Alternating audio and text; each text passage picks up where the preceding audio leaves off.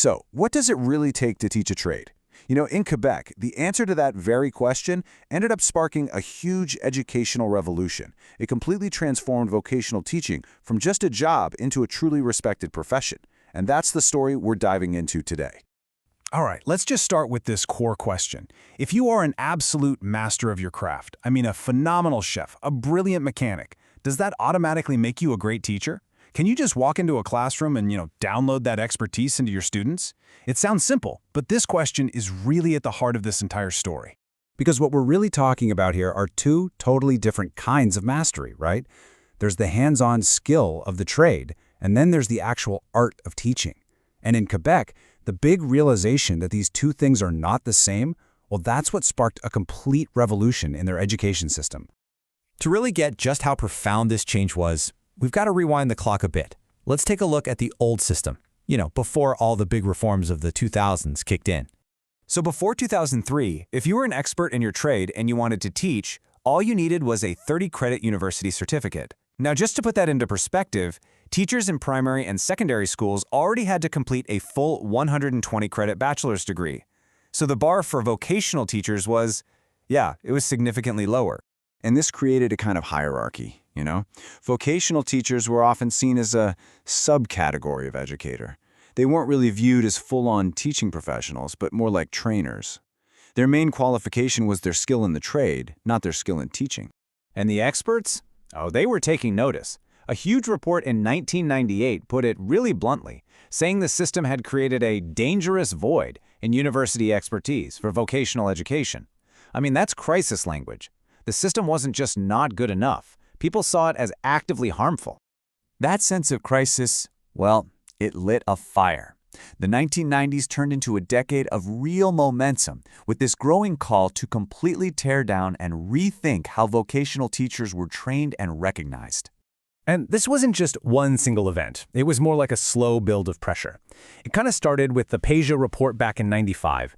Then came that supercritical Coffee report in '98. And it all led up to this 2001 document, the Referentiel, which was basically the foundation that redefined teaching, not just by your trade skill, but by a whole set of professional skills. So the big takeaway from all this was clear. Teaching a trade isn't just about showing someone how to do something. No, it's a complex profession that needs its own unique toolkit. Stuff like classroom management, how to evaluate students, and just understanding how people actually learn. The old trainer model just wasn't going to cut it anymore. And this growing consensus led directly to the single biggest change in the history of vocational education in Quebec. We're talking a true revolution in what it takes to become a teacher.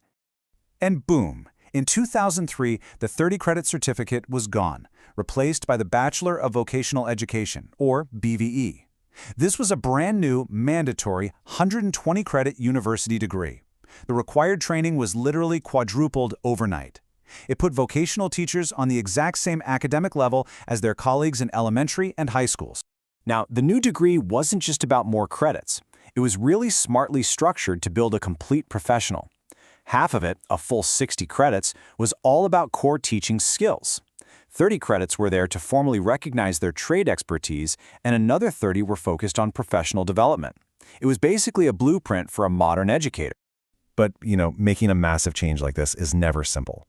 The launch of the BEP led to a whole decade of adjustment, and it was filled with some incredible successes, but also some very real and pretty unexpected growing pains for the very people it was supposed to help.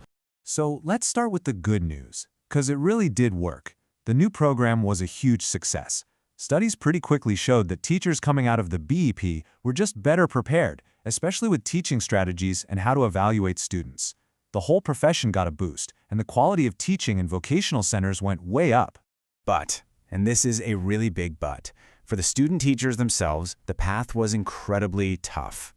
Most of them were already working, a lot of them full-time, while also studying. They were juggling their job, their family, and this super demanding new degree. Many were stuck on unstable contracts while they studied, and because of all that, it could take some of them up to 10 years to finish. And beyond all the practical stuff, there was this massive psychological challenge.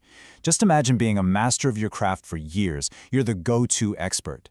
Then, all of a sudden, you're a beginner again, a student in a university classroom. This expert-to-novice identity shift was a huge hurdle that honestly affected every part of their life. So where does all this leave us today?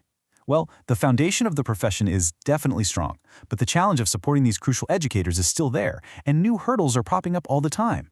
About a decade after the BEP got started, a major report came out to take stock of the situation, and its findings were kind of two-sided. On the one hand, yes, the BEP program was a success, and it was creating better teachers. But on the other hand, the huge personal and professional struggles for the students, they were just as serious as they were at the very beginning. And the data really backs this up.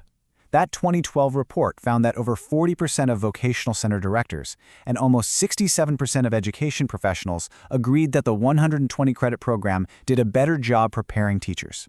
So even with all the difficulties, the people on the ground knew the program was valuable. That same report made some really clear recommendations. Improve conditions to help students stick with it, create a national policy to help them get into the profession, give them paid time off to study, and fix their unstable job status. The problem? Here we are, over a decade later, and a lot of those recommendations have seen very little systematic follow-up. And this brings us right up to today. The need for highly skilled tradespeople is more critical than ever thanks to major labor shortages. And at the exact same time, education is being totally transformed by digital tools and remote learning. These trends just make the role of a well-trained, well-supported vocational teacher that much more important. So when we look back, the journey has been nothing short of transformational. Thanks to this revolution in education, vocational teachers in Quebec are no longer seen as some kind of subcategory. They are recognized for what they are. Essential professionals who are masters of both their trade and the art of teaching it. And that leaves us with one final and really crucial question. We figured out how to create better teachers, but in an age that is desperate for the skilled workers they produce, how do we make sure these educators get the support they need, not just to survive their training, but to truly thrive?